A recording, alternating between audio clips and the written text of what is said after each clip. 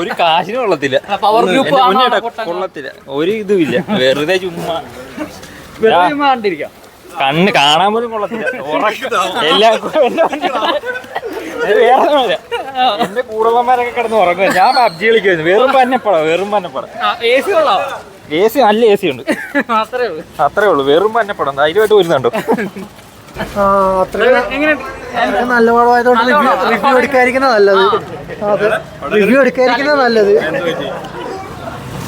എങ്ങനെയുണ്ട്?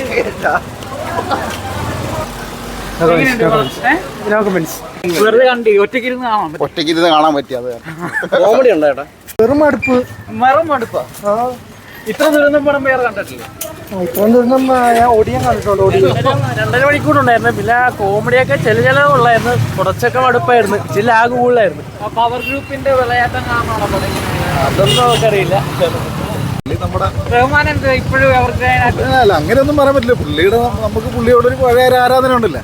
ഉമർ ലുലുവിനെ സംബന്ധിച്ച് പുള്ളി ഇതൊന്നും ചെയ്യുന്ന ഒരു കാര്യവും ഇല്ലെന്നുള്ളതാണ് സത്യം. ഒരു ഫെസ്റ്റിവലിന് കാണാൻ പറ്റും. ഒന്നിനും കൊള്ളൂല്ല.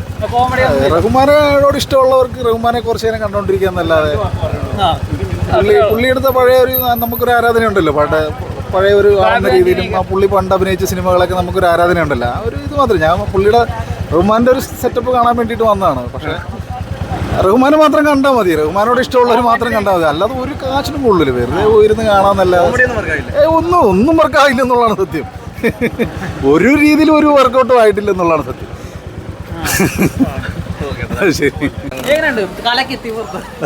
കോമഡി ചിരിക്കാനൊന്നുമില്ല, എല്ലാവരും ഇൻട്രൊഡക്ഷൻ കൊള്ളാം, ബാക്കി ഇല്ല. പാട്ടൊക്കെ എങ്ങനെയുണ്ട്? കോമഡി പാട്ടും BGM ഒന്നും കുഴപ്പമില്ല.